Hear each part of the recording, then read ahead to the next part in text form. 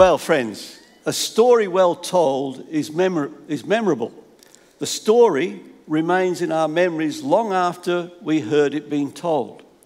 We may not remember all the details of the story, and in my case, the older I get, I'm not quite as clear on all the details, which is a public admission for me. But we do remember the story, and more importantly, we even remember the point of the story. For all well-told stories have something the storyteller wants us to learn. The reason is this: a well-told story will always capture our attention. If you come across somebody who really is a really good storyteller, you will listen. If you come across somebody who's not, you switch off. Now, the authors of various parts of the Bible also knew the value of a good story. Now, the thing about this book, this Bible, right, it is a story from beginning to end. It is one big story with hundreds and hundreds of smaller stories, all of which, if we read them carefully and look at them, will capture our attention. Why? Because that's God's intention. God communicates to us through story. One of the things that happens in witnessing our faith, what we call testimony, is that people respond to our stories. If I tell a story of what God's done in my life, people will go, oh, well, maybe God can do that in mine. And the reason why God tells stories or has the stories recorded is for the lessons we want to learn. He wants us to learn. Now, we've been looking at Exodus. The Exodus is a story of what happened sometimes about 3,000 years ago, when the people of Israel were rescued from slavery in Egypt. The Exodus story is not just told in Exodus, it's told in Exodus, Leviticus, Numbers, and Deuteronomy. And I want to encourage all of you to make sure that you read Exodus, Numbers, Leviticus, and Deuteronomy quite a few times, because if you do, your understanding of the New Testament and your understanding of the mission of Jesus and the call of Jesus and why he came will be enhanced. So will your understanding of the prophets, your understanding of Psalms, your understanding of Proverbs, your understanding of every book of the Bible that follows those books will be enhanced. That was going to be the bulk of my sermon when I began to prepare. I have now completed that, and it's out the way. I've got that out of my system, so I can go on. So, I want to tell you how this Exodus story played a part in my spiritual journey. 1968, 21 years old, recently graduated from Melbourne University and Monash University. I began my first year of teaching at Norlane High School in Geelong. Sunday mornings, I would go to Norlane Baptist Church with my mother, and I was probably about this time of the year, March. I've been trying to get an exact picture, but the Bible that I had all this information in, I lost, because I'd written stuff in. But about this time of the year, March, the messages that we were hearing were focused on the Exodus. And I'd been to Sunday school, I'd been to youth group, I'd listened to many, many sermons, so I was very familiar with the story of Moses standing up to Pharaoh and all of that. But this time, as I was listening, I began to realize that I was being just like Pharaoh and was hardening my heart towards God. And the danger was, this time what was impressed upon me, that I was fairly close to the point of no return. And so it began a journey over a couple of weeks. I was aware that I was in a dangerous place. I had a lot of internal wrestling. You know, the old classic Isaiah on Mount Carmel, how long will you have this view? How long will you have that view? All of that sort of stuff came to a head. One night I was home watching television. My mother was out, and I found myself watching Billy Graham. Now, for those of us who are old enough, will remember the days when the TV stations had to broadcast religious programs because it was part of their licensing agreement. And so Billy Graham was on. So I'm watching it, sitting in the lounge chair, cigarette in one hand, bottle of beer next to me, and I heard distinctly that I had to make a choice. I had either to decide to follow Jesus or wholeheartedly or choose to walk away. With some wrestling, I obviously, standing up here now, you know what my answer was. But I know that this was the prompting of the Holy Spirit, and I finally surrendered to God. Just to help you understand what this meant, I had made many commitments as a teenager and as a kid. This one, I was so sure I was meaningful. I said to God, okay, God, this time it's right. So I need to give up smoking. So I want you to help. This is it. If I'm so true, I'll give up smoking. Now, I was very smart. I had one cigarette left in the packet. Next morning, I had that because that was how I saw it. And from that day, I have never smoked again. I did have a couple of cigars, but I soon quit them as well. But the reality is, that to me was a great sign that something that was internal had an external thing. Speaking of the grog, I was working with young people, so I made a decision I would not touch alcohol because I did not want to be an example to anybody that says, oh, he's drinking, so can I. And I've not touched alcohol since then. It's not me saying that you shouldn't have a drink, but as Christians we need to ask ourselves that very real question, what example are we setting? And for those of you watching online, that will tell you something about what story I've just told should tell you something that even watching something on television or online, God can still work in your life through what you're listening to. So, what had happened is one part of the Exodus story brought me to a place of surrender. And I've come to understand since that time that the full story of the Exodus has enhanced my understanding of God and my relationship with Him. And the full story of the Exodus, and again, this is just an aside, right? This is one of my asides. When the Exodus 16 is about the story of the manna, God providing manna. Jesus is in the wilderness, tempted. What's the first temptation? You think about that. Jesus does a miracle that's recorded in 4 Gospels, which is he feeds the 5,000.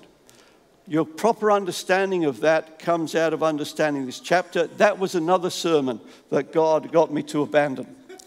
Okay. So, when we look at Exodus chapter 16, we discover that we have a short story that begins with 2 pieces of information in verse 1.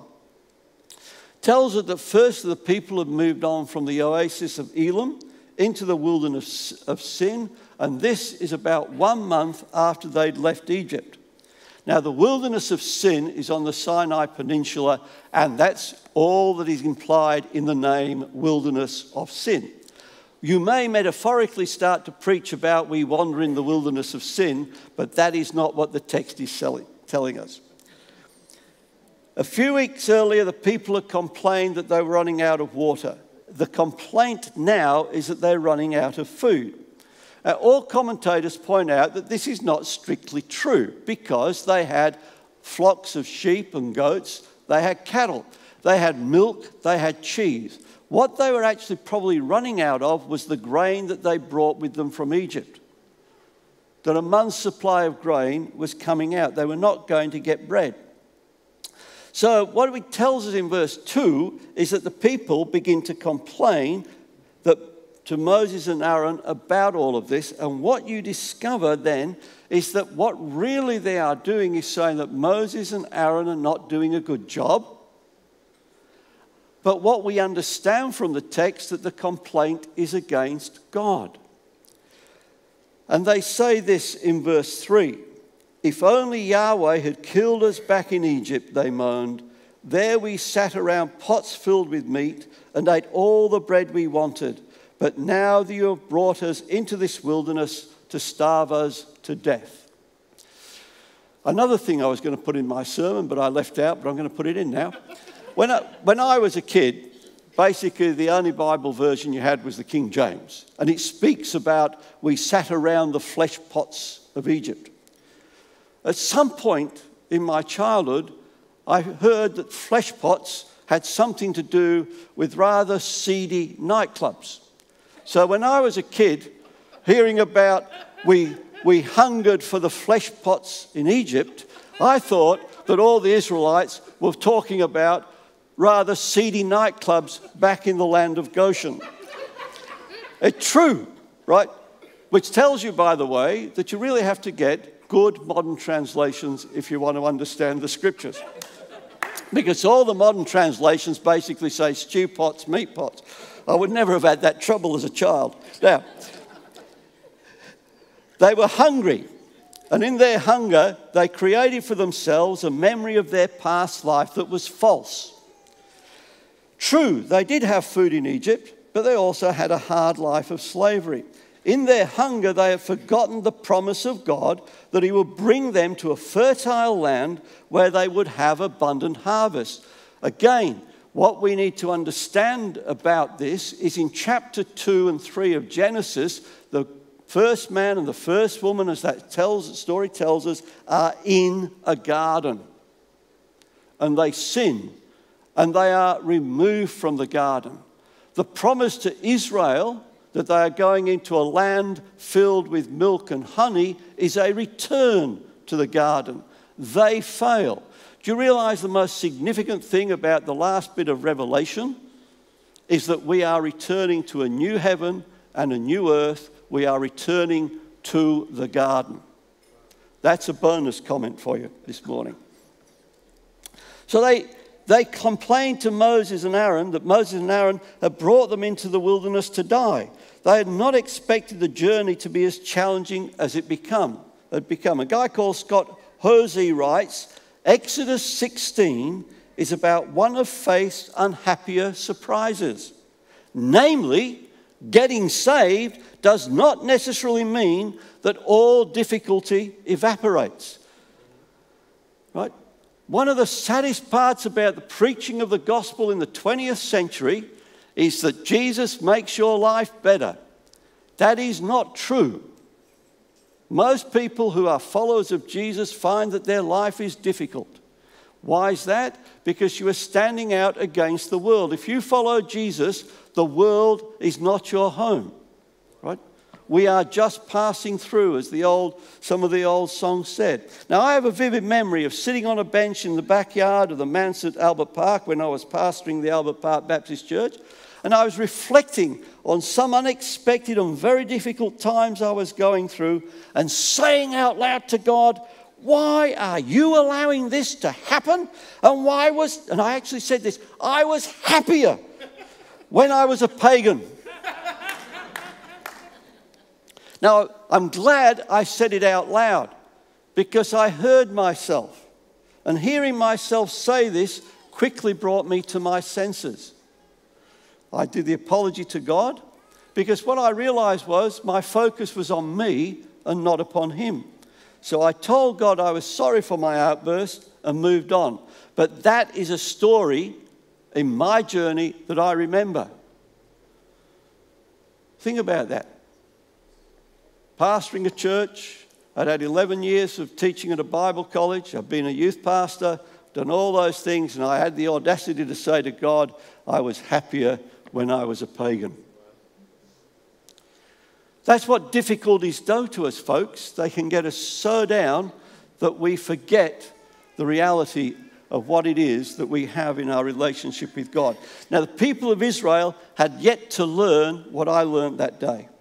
They had yet to learn that their focus was upon themselves and not upon God. They had expected an easy road to the promised land, and this was something that I remembered when I was doing this. We used to sing, it's not an easy road that we are traveling to heaven. Right? And many other songs like that. My Lord knows the way through the wilderness, and all I have to do is follow. Just like many people who put their hand up to follow Jesus expect an easy road to heaven, that is not true. Following Jesus is a life of self-denial. There are people in this room who can testify that when they became a Christian, their family thought they were nuts. Even worse. Some people in this room can testify that when they became a Christian, they found that the society in which they lived turned against them. Some people in this room have got testimonies of what it means that when you put your hand up to follow Jesus, you suffer for it. That is why I'm so cross with the watering down of the gospel that we find in so many churches today. Because we have to tell people, as Dietrich Bonhoeffer says, when God calls a man to follow Christ, my paraphrase, not quite exactly, he calls a man to die. And by man, we mean both men and women. But following Jesus is a life of rewards. It is a life where we get to know God better. A life where in various ways God reveals himself to us. Even in our complaining, he reveals himself to us. Because this is what happens to the Israelites. They've complained. Then the Lord, Yahweh, said to Moses, look, I'm going to rain down food from heaven for you. Each day the people can go out and pick up as much food as they need for that day. I will test them in this to see whether or not they will follow my instructions. On the sixth day they will gather food, and when they prepare it, there will be twice as much as usual. Now, isn't this amazing? They've complained to God, and God now deals with them with mercy and with grace. He promises them that he will give them food, he will give them bread. But he says there'll be a test to this. For 5 days, they will collect enough for one day. When they collect on the sixth day, they will either collect twice as much, or what they collect on the sixth day will actually somehow or other multiply. There is some question as to exactly what that means in the literature. So this was a test of their obedience. And it's important, when God tests us, he does so by bringing us into situations which call for trust and the endurance and obedience that proves our trust is real. So that by the exercise of faith in the face of new challenges, our trust in him can develop and mature until we come to see that everything that happens to us is under divine supervision and is brimful of divine purposes for good. God's tests are always to take us into a new place, into a deeper place, into a better place. They're never to make us suffer, but sometimes the tests are hard. Now we have to always remember that when we are tested, that God is a loving Father who works everything, even our complaints, into good. Romans 8:28 says, and we know that God causes everything to work together for the good of those who love God and are called according to his purpose for them. That's a lesson that I have to learn over and over again. Now the text goes on, verse 6 of Exodus 16. So Moses and Aaron said to all the people of Israel, by evening you will realize it was the Yahweh who brought you out of the land of Egypt. In the morning you will see the glory of Yahweh. Now how about that? He's going to give them bread, but he's also going to show them his glory. Because he has heard your complaints, which are against him, not us. What have we done that you should complain about us? Then Moses added, Yahweh will give you meat to eat in the evening and bread to satisfy you in the morning, for he has heard all your complaints against him. What have we done? Meaning him and Aaron. Yes, your complaints are against Yahweh, not against us. See, brothers and sisters, as we walk the Christian walk, things do go wrong. And we do get upset and we do complain. I want to tell you that God is big enough to handle our complaints. But it's what we do after we've complained that is the issue. What we do after we complain is if we complain about God's really treating me badly, God, why have you done this to me? Oh, God, why? No. If we do that and we live that way, then we never actually experience what God can bring to us to relieve us and release us. So this is a big statement from Moses and Aaron. The people are confronted with the spiritual reality of their complaint about their lack of bread. They did not trust that God, who had demonstrated his sovereign power over Pharaoh and the gods of Egypt, the God who had demonstrated that no power on earth or in the spiritual world could stop him rescuing the descendants of Abraham, Isaac, and Jacob from their life of slavery, they did not trust that God would be able to deliver them to the promised land alive. Because they thought God had brought them in the desert so they would starve to death. They did not trust in the promise that was to come. They looked back instead of that way. So Egypt, promised land. So if I go that way, it's promised land. If I go that way, it's Egypt. Okay. Then Moses said to Aaron, announce this entire community of Israel, present yourselves before Yahweh, for he has heard your complaining. Verse 10. And as Aaron spoke to the whole community of Israel, they looked out toward the wilderness, which is the way to the promised land. Right? There they could see the awesome glory of Yahweh in the cloud.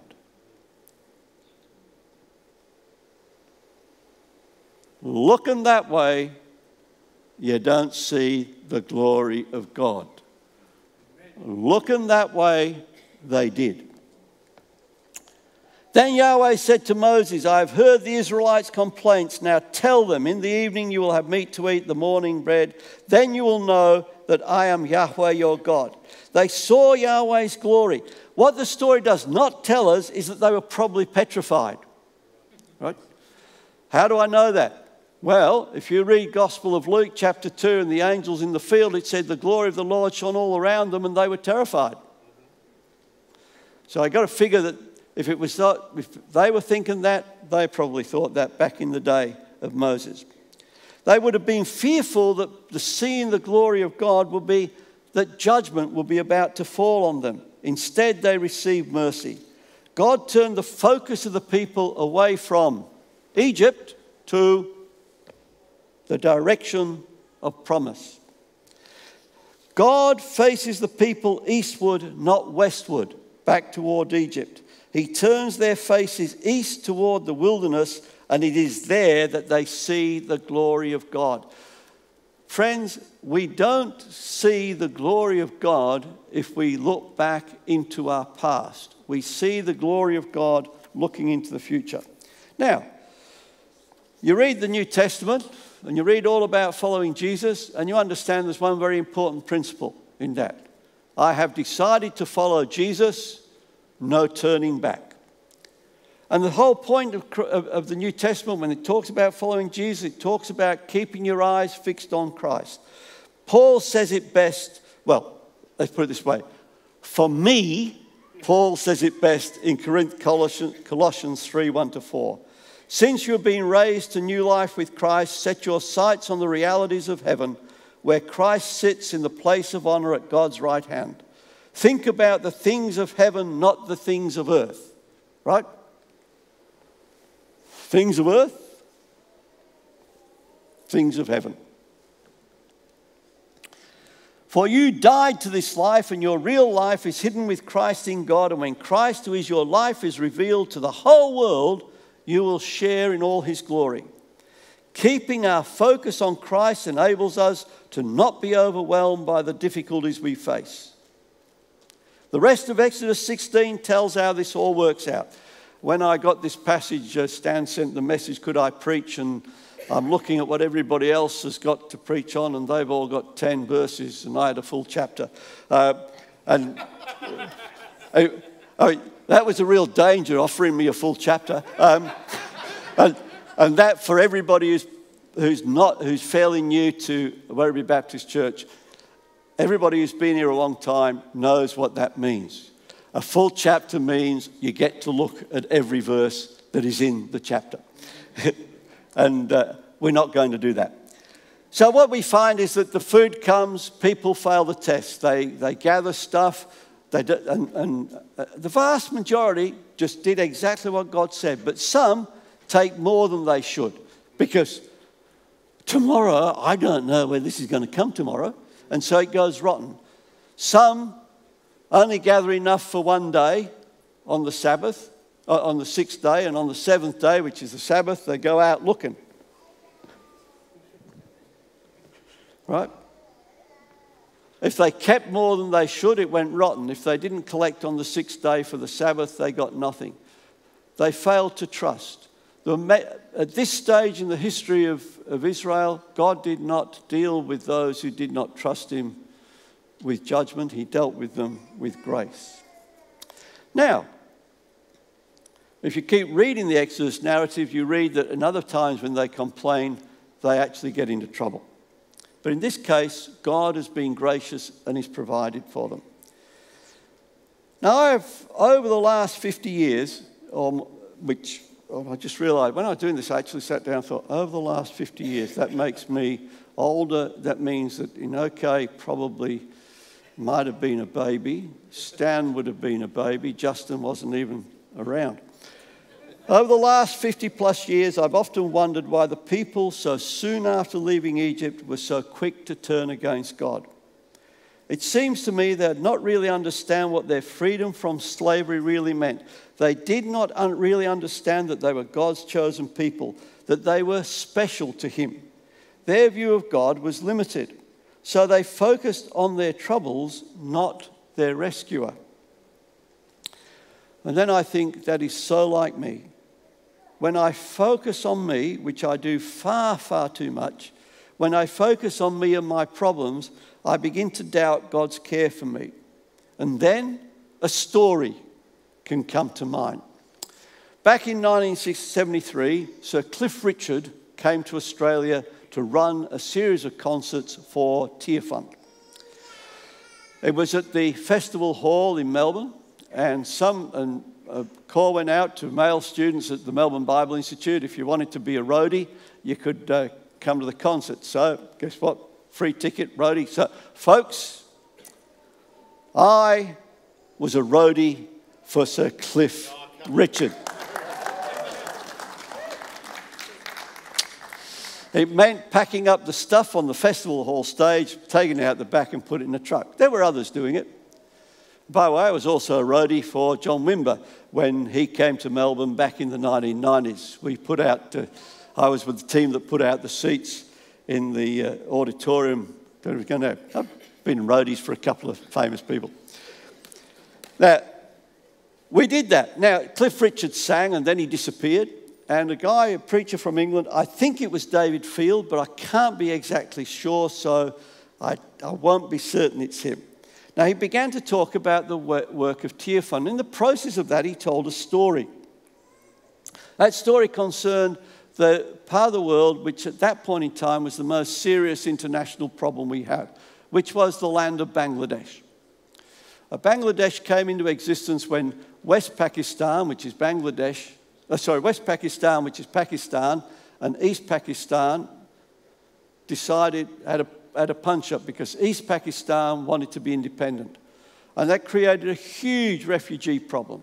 And Tear Fund sent people to work in the refugee villages. And he read a letter that had been written by a nurse. This nurse was responsible that every morning she would get up and she would walk through the refugee camp looking at the babies that would have been born. And babies get born in refugee camps all the time. And she had to decide as she walked around which babies would have a chance to live if she took that baby back to the clinic. And every baby that she did not pick up was going to die. And it overwhelmed her. So she wrote a letter to God in which she basically said, "What have you ever done?" She complained to God about all of this. And she finished this list of complaints, and as it was read, it was horrific what was going on. And she finished and she said, "And by the way, what have you ever done for me except Christ dying on the cross?" And after that, the tone of the letter changed.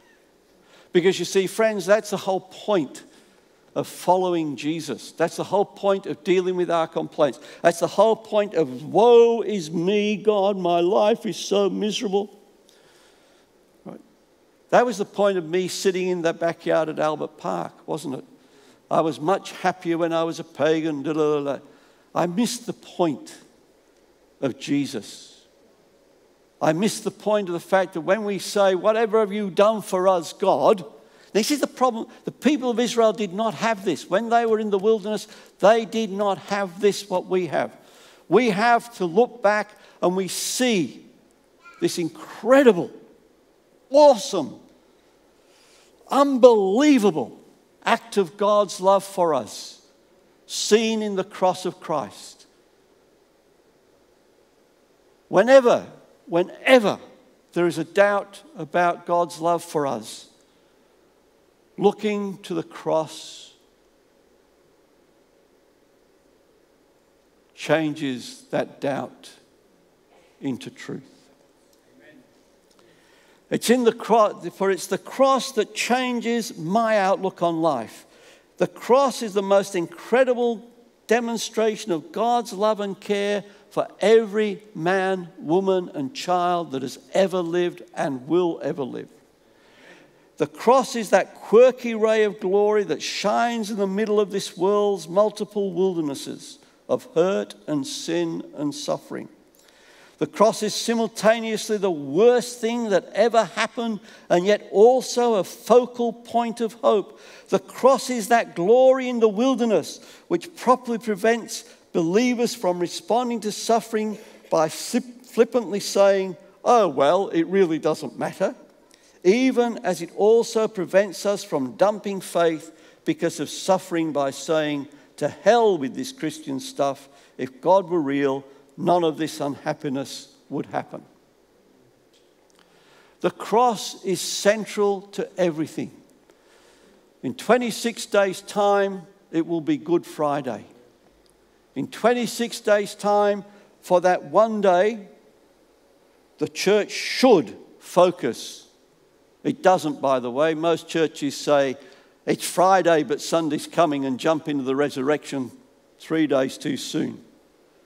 The cross is the focal point in history where we can look and we can see God loves me because this is what happened to his son. His son died so that we might be forgiven. Do you understand how significant that is? I don't. I got no idea of how significant that is. Try as much as I do, read as much as I do, think as much as I do. The one who sustains the universe by his word, as the scriptures tell us, died on a cross. The one who, as the scriptures tell us in Colossians, was the agent of all creation, died on a cross. The man who everybody said, this man is truly innocent, has done no wrong, died on a cross. He was without sin, yet he died the horrendous death of a sinner. And I still complain that God doesn't care.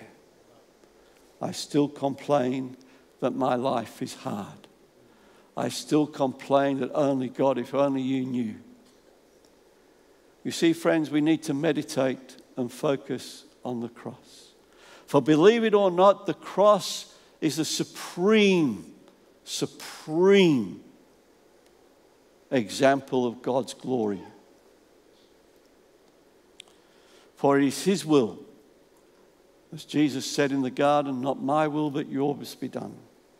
It is the will of God that this should be for us. The great demonstration. So my challenge, which when I began preparing this sermon, never in a million years would I have understood that I would finish with this challenge. Because, friends, what I did as I was preparing, I kept coming back to the fact that what we need to understand is that what we do as a believer, the only thing that we look back to is the cross. Not to the life that we once had, not to what we were like before we became believers, but we look to the cross that is in the past. Because when we look to the cross, we can turn our vision to the future. For the cross sets us free from that which hinders us from the presence of God, because through the death of Jesus, we come into his presence singing glory, hallelujah. So as we come towards Easter, may I encourage each and every one of us to spend some time contemplating, reflecting on the cross of Jesus. So Father, thank you for what your word challenges us to think. I've gone over time, Father. Apologies to everybody else. But the reality is, Father, that we could have spent another 5 hours reflecting on the cross. So may each and every one take whatever it is that your Spirit has said to them as we have spent this time together this morning, apply it to their lives and cause each one of them to grow in grace. And for myself, Father, I commit myself to stop looking at myself. Amen.